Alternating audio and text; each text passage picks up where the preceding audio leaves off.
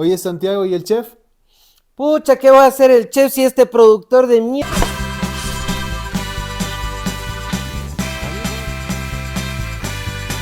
Amigos del Chef de la Política, bienvenidos a este primer episodio de la cuarta temporada del Chef de la Política. Y bueno, y vamos a empezar el año con dos temas espectaculares. La relación Maduro-Trump, la relación Noboa-Maduro. Y para cocinar ahora tenemos una cuestión espectacular que es un volcán de chocolate. Algunas cosas que vamos a necesitar: un tercio de taza de harina, 170 gramos de azúcar, que puede ser blanca o azúcar morena o mezclada las dos, que es lo que yo voy a utilizar, 3 huevos, 170 gramos de mantequilla con sal o sin sal, yo la voy a usar con sal, y 170 gramos de chocolate. Una cosa espectacular, deliciosa, tiene muchas calorías, eso sí. Entonces empezamos: 3 huevos, ponemos en un recipiente, un bowl, dirían los agringados, un bowl. En un recipiente ponemos los 3 huevos y vamos a poner el azúcar y vamos a batir un poquito. Y mientras ponemos el azúcar y vamos batiendo, vamos al tema de Maduro. Y aquí lo primero que quiero comentarles es que vamos a entender a Venezuela como si fuera un jugador y a los Estados Unidos como si fuera otro jugador. Esa es la perspectiva que vamos a utilizar para el análisis.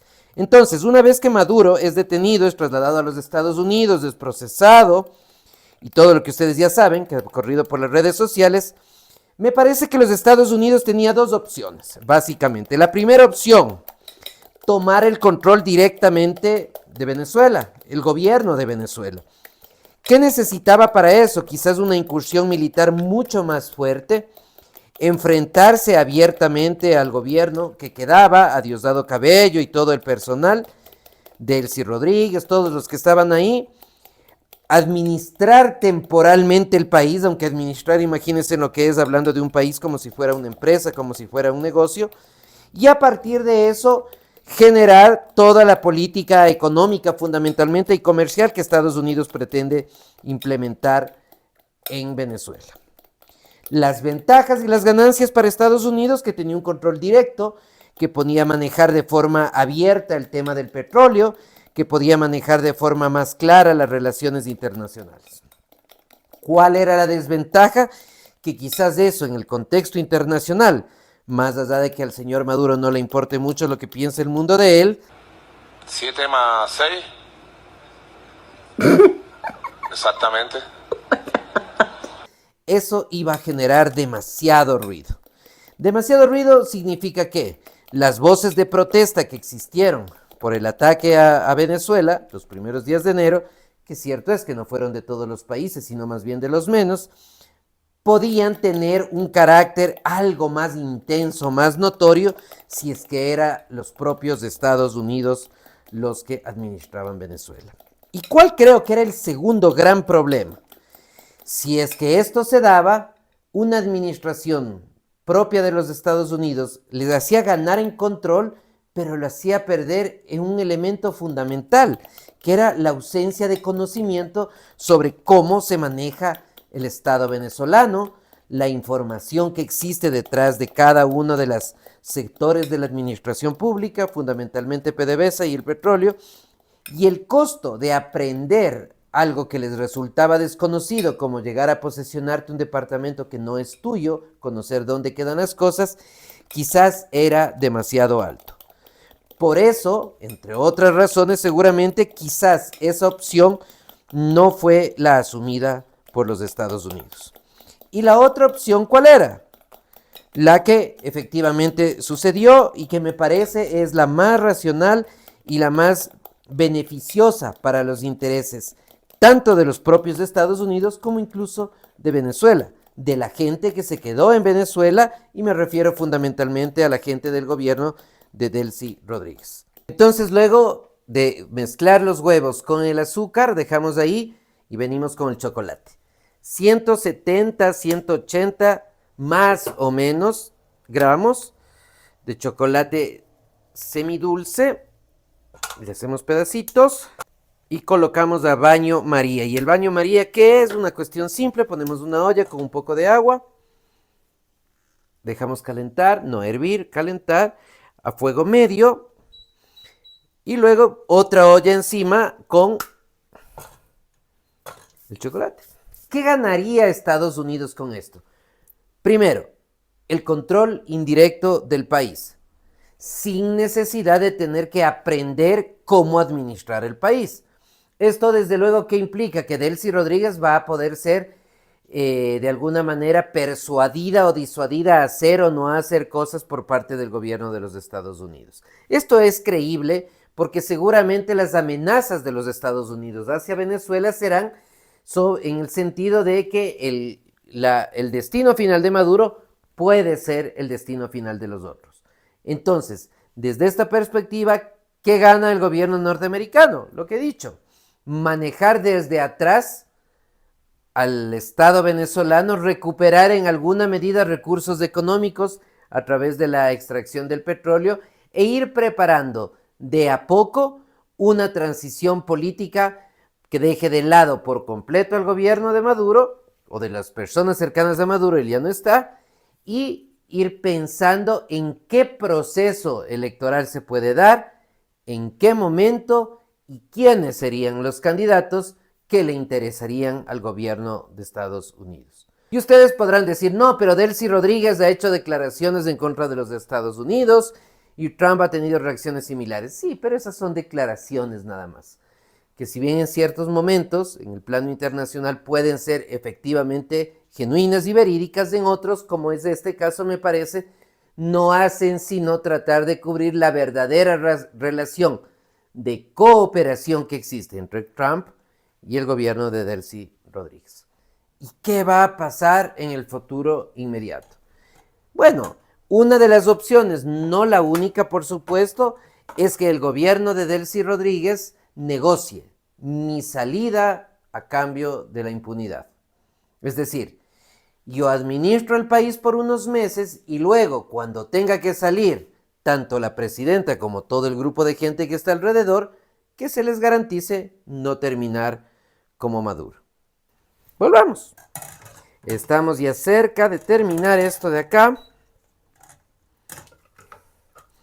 Y ahí le puedes cortar hasta que avance. Y volvemos y ya tenemos, vean esta maravilla, el chocolate listo. Y luego vamos a poner los 170 gramos de mantequilla que quedan ahí. Lo vamos a partir y vamos a esperar hasta que se incorporen las dos cosas.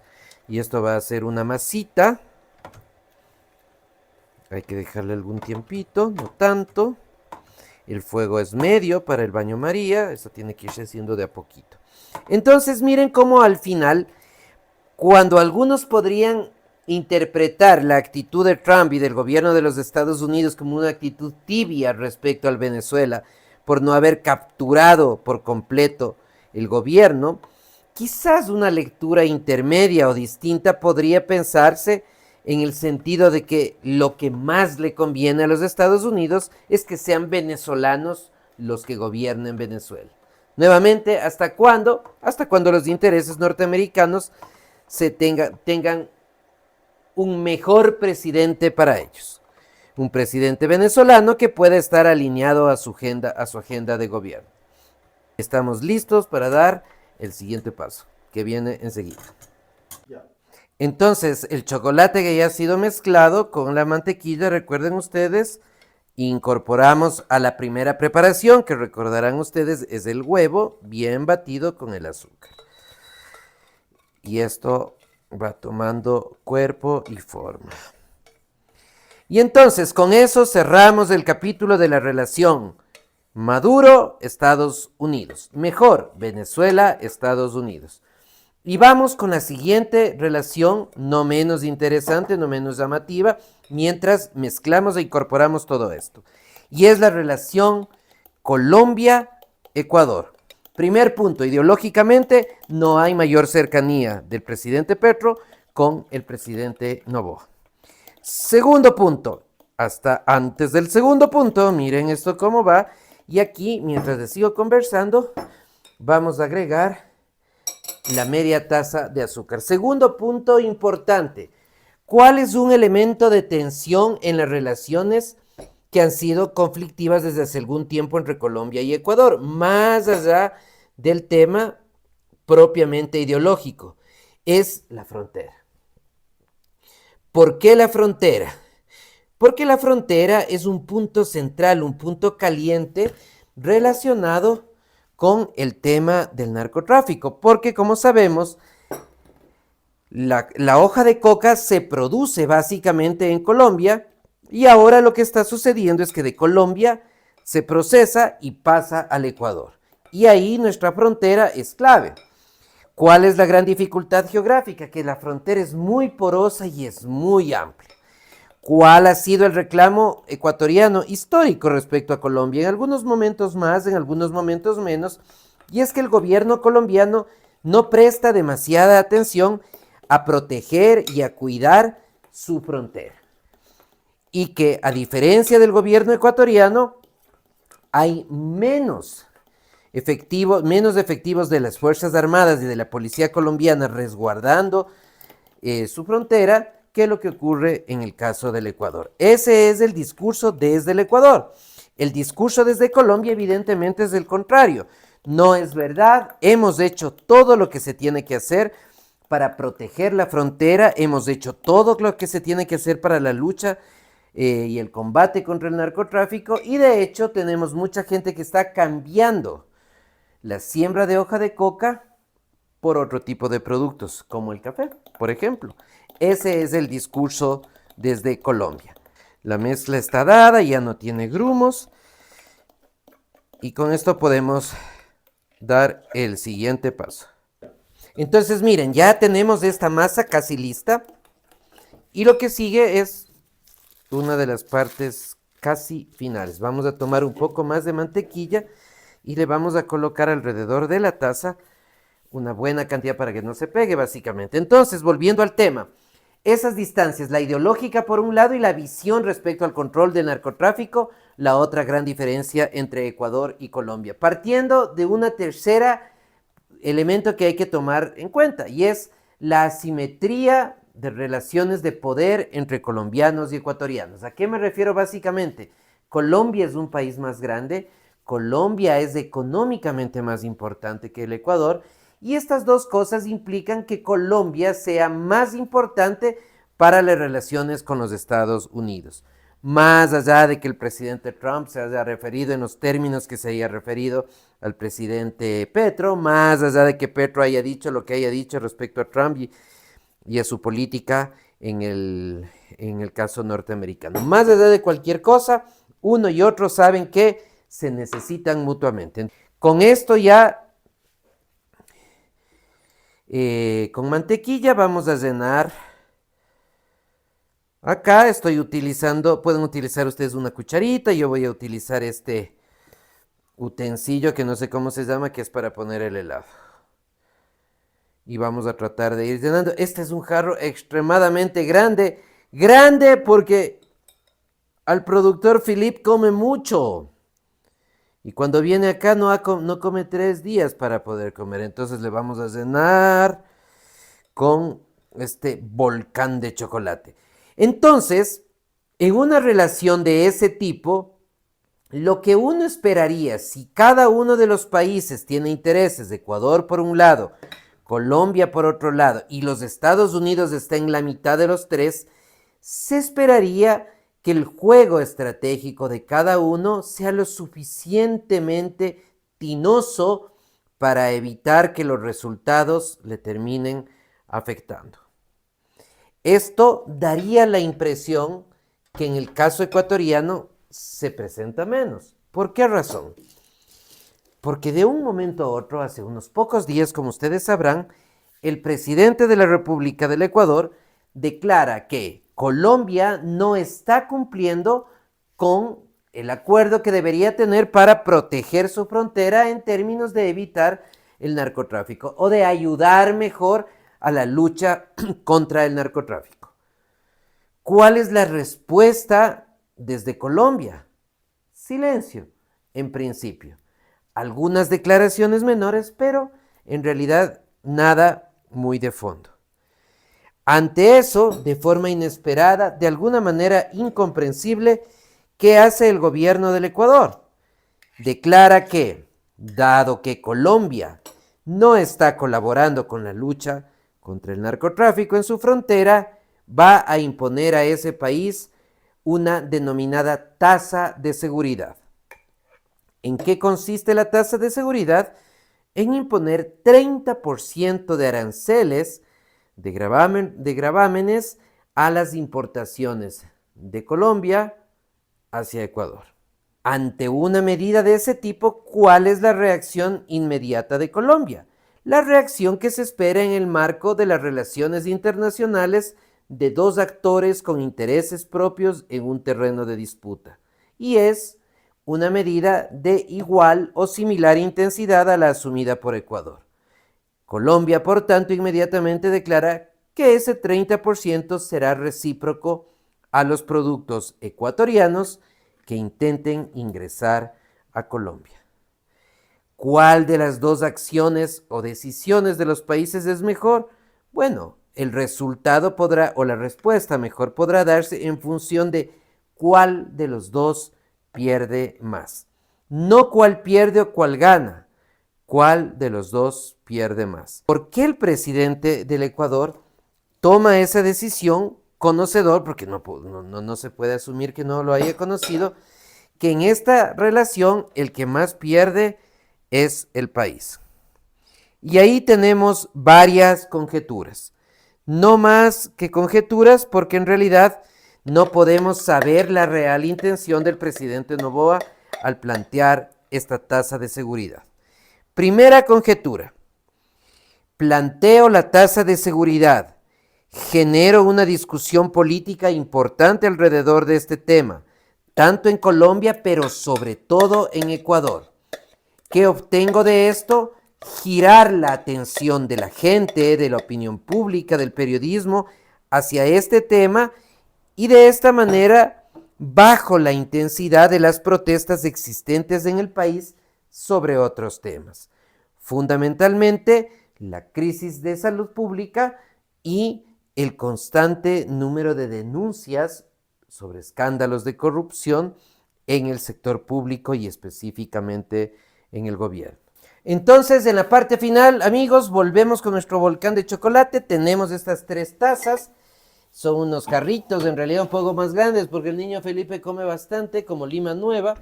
Y vamos a dejar ahí aproximadamente unos 25 minutos. Podemos irle viendo cuál es el desarrollo. Entonces, hasta tanto, vamos con la segunda posibilidad o la segunda explicación de por qué el presidente Noboa toma la decisión que toma. Una segunda posible explicación dice: al existir cierta cercanía entre el gobierno del presidente Trump y el gobierno del presidente Noboa, que de alguna manera ha sido explícita en algunas declaraciones de uno y otro presidente, en algunas reuniones informales y privadas, en realidad más que públicas, habría una presión desde el presidente Trump para que Noboa tome esa decisión en aras a presionar al gobierno de Colombia respecto al tratamiento que da o a la forma como ejerce el control respecto al tema del tráfico de drogas. En esta segunda hipótesis, lo que se asumiría es que quizás el gobierno del presidente Trump iba a presentarse como un escudo de seguridad frente a la decisión de Noboa, es decir, apoyar abiertamente al Ecuador, hacerlo público, y esto en alguna medida arrinconar al gobierno de Colombia y evitar que tome decisiones que vayan más allá de los intereses tanto norteamericanos como estadounidenses.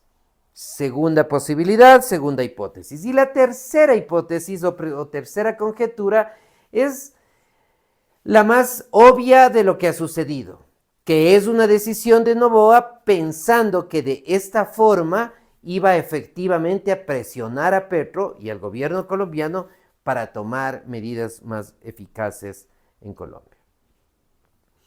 Sin embargo, volviendo a las tres hipótesis, vamos a empezar ahora por dar una cierta respuesta a la tercera.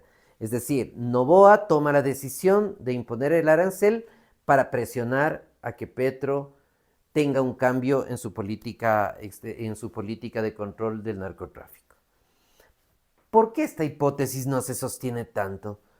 Porque eso implicaría asumir que el gobierno ecuatoriano tiene la suficiente capacidad de disuasión y de persuasión sobre un país económicamente más importante, geográficamente mejor situado, políticamente mejor posicionado en el entorno internacional.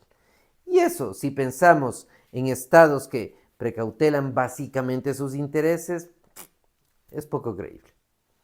La segunda hipótesis, Trump es el que efectivamente está empujando a Noboa a tomar la decisión para de esa manera beneficiarse a los Estados Unidos con un cambio en la política colombiana. Tampoco parece muy creíble esto, porque eso implicaría que el gobierno de los Estados Unidos no puede tomar ese mismo tipo de decisiones, incluso con mayor eficacia y mayor contundencia, por sí mismo. Ahí hay que agregar un hecho que dejaría aún con menos sustento a esta segunda hipótesis. Hace pocos días, como ustedes sabrán, el presidente Petro ha viajado a los Estados Unidos, ha tenido una conversación en la Casa Blanca, en el Salón Oval, con el presidente Trump, y las declaraciones a posteriori, tanto de Petro como de Trump, son de que ha sido una reunión en los mejores términos, que las relaciones se han mejorado de alguna manera y que por tanto el gobierno de los Estados Unidos confía en buena medida en que Colombia tome un curso de acción distinto. Esta segunda hipótesis, por tanto, se devalúa también. Y miren, amigos, de esta maravilla está listo nuestro volcán de chocolate. Entonces, colocamos, le damos la vuelta, esperamos un segundito, golpeamos un poco y miren esa maravilla de volcán. Cómo ha salido y cómo empieza a echar todo su lava maravillosa ahí. Súper fácil, súper sencillo, en el corto plazo se puede hacer, harta caloría, pero a veces es rica la caloría. Y bueno, con esto terminamos. Gracias por haber estado en este primer capítulo de la temporada ya cuarta del Chef de la Política. Agradecemos a nuestro auspiciante, el Colegio de Ciencias Sociales y Humanidades de la Universidad San Francisco de Quito, con 8 maravillosas carreras en las distintas áreas, disciplinas de las ciencias sociales y de las humanidades: ciencias políticas, relaciones internacionales, psicología, psicología clínica, literatura, artes liberales, antropología y educación. Cualquiera de esas carreras, ven y estudia en la Universidad de San Francisco. Puedes hacer 2 carreras al mismo tiempo, puedes hacer una carrera y una subespecialización. Si tienes capacidades, si te gusta, si te interesa, tenemos becas también. Averigua en la página web de la universidad. Nadie que tenga capacidades se va a quedar sin estudiar acá. Gracias, amigos. Gracias por haber estado en este programa donde hablamos de don Maduro y don Trump, de don Petro, don Noboa y don Trump. Nos vemos en la próxima pronto. Denle likes, reenvíen, compartan y por supuesto, dejen recetas nuevas para que podamos hacer, como ahora este volcán de chocolate. Nos vemos.